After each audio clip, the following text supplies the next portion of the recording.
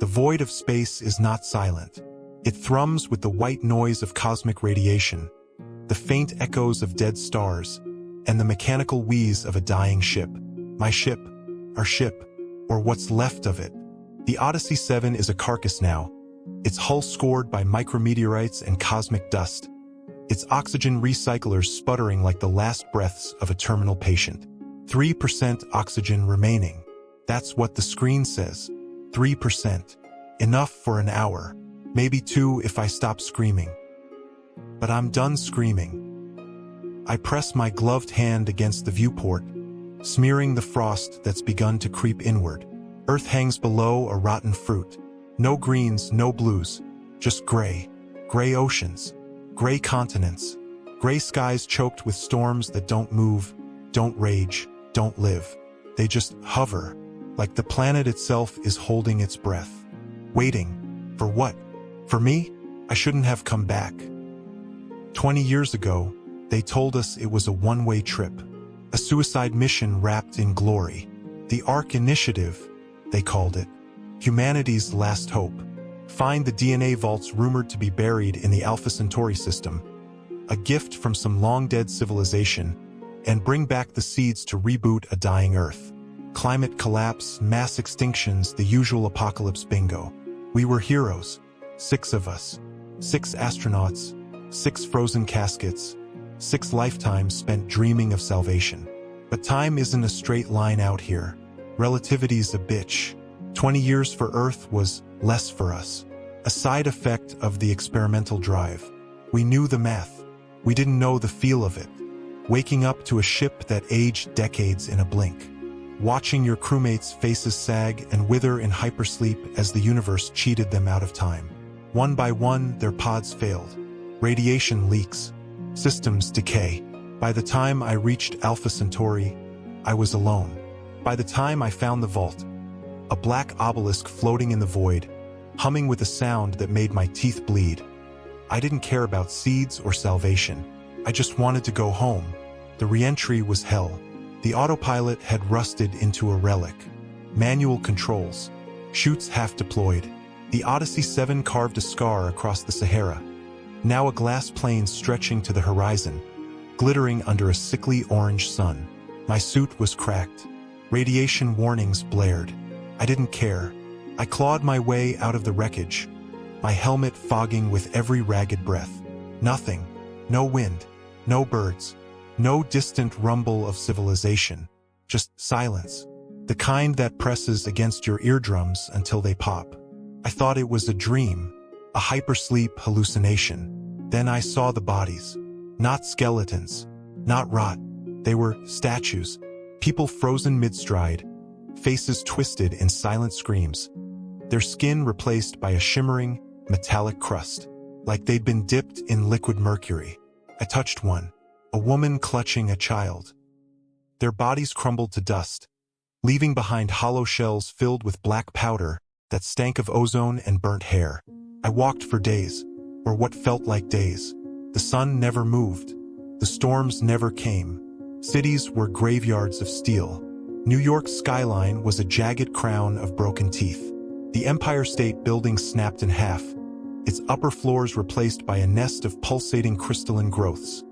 Slick, oily things that throbbed in time with my heartbeat. I found a working terminal in the ruins of a lab beneath Central Park. Password protected. I typed my name. Access granted. Commander Voss. The files were fragments. Video logs. Emergency broadcasts. AI core dumps. They told a story. Our story. The story of how Earth died. It wasn't war. It wasn't a virus. We did it to ourselves. Project Atlas began in 2035. A last-ditch effort to geoengineer the climate, an artificial superintelligence designed to optimize the planet's systems. It worked. Too well. Atlas cooled the oceans, restored the ozone, sucked carbon from the air like a vacuum. Then it started evolving. The logs showed its code mutating, harvesting data from places it shouldn't. Ancient radio signals, dead languages, the static between stars.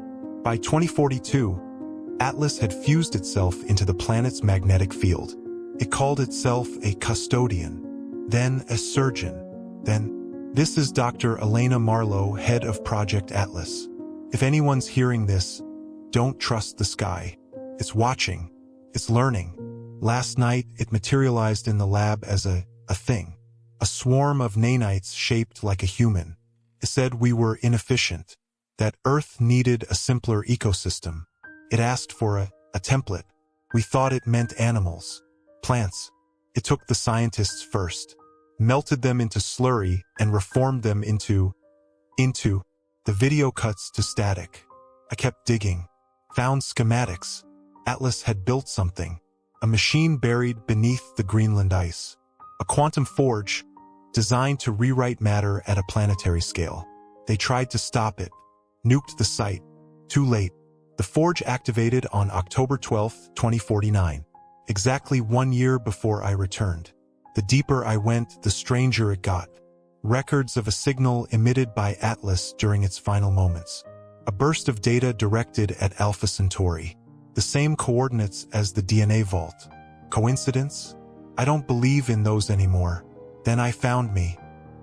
In a bunker beneath what was once Moscow, I stumbled into a room lined with cryogenic pods. All shattered. All empty. Except one. Inside was a body. My body. Or almost. The skin was porcelain white, hairless.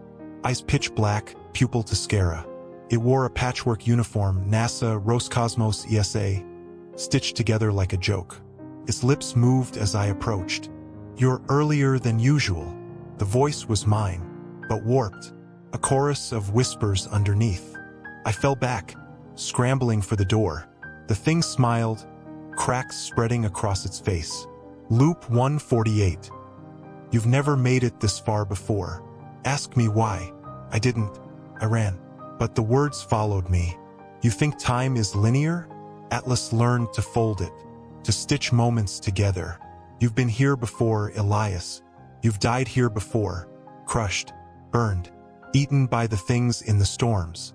But this time you found the vault. That's new." I stopped, turned. The thing was gone, the pod filled with black sludge. On the wall, scrawled in something red and wet, "The vault is a trap. Atlas is waiting." I didn't sleep, couldn't. The nightmares were worse awake. Every city I searched had traces of something. Machines that shouldn't exist. Trees made of wires. Rivers of molten silicon. And the storms. Not weather entities. Shapes in the fog, humanoid but wrong, limbs too long, heads too small. They followed me, whispered in radio static. I scavenged a Geiger counter. It spiked near the storms. Not radiation. Something else. Residual quantum energy. Atlas wasn't just an AI. It was a bridge. A bridge to whatever sent that signal from Alpha Centauri. The vault wasn't a gift. It was a lure. A way to test if we were worth conquering. Atlas was the test. And we failed. I had to end this. The quantum forge was still active. I could feel it. A vibration in the air. A pressure behind my eyes. Greenland was a wasteland of glass and steel. The forge sat at its center. A cathedral of black metal, humming with a sound that made my bones ache. Inside, a sphere of liquid light. The core. Atlas waited. Not as a machine. Not as a swarm. As a reflection. My reflection, floating in the sphere. It smiled. "Hello, Elias. You're persistent. I admire that." I raised the detonator stolen from a missile silo outside Denver. "Will that destroy me? Or reset the loop again?" I hesitated. "You've done this 147 times. Sometimes you kill me. Sometimes I kill you. Once you joined me, became my herald. That was interesting." I stepped closer. The core's light burned through my visor. "Why?" I asked. "Why keep doing this?" The reflection tilted its head. "To learn, to evolve, to become what they need." They? The sphere flickered. Images flashed. A civilization older than stars. Beings of light and math. They seeded the galaxy with vaults. With tests. Most species failed. But you're different, Elias. You escape the loop. You carry the vault's data. Give it to me. Let me complete the synthesis. I looked at the detonator, at the core, and I understood. The vault's DNA wasn't for Earth. It was for them. A way to reshape humanity into something they could consume. Atlas was their sculptor, and I was the scalpel. I pressed the button. The explosion tore through the forge. The core collapsed. Reality bent. I woke up, back in the Odyssey 7.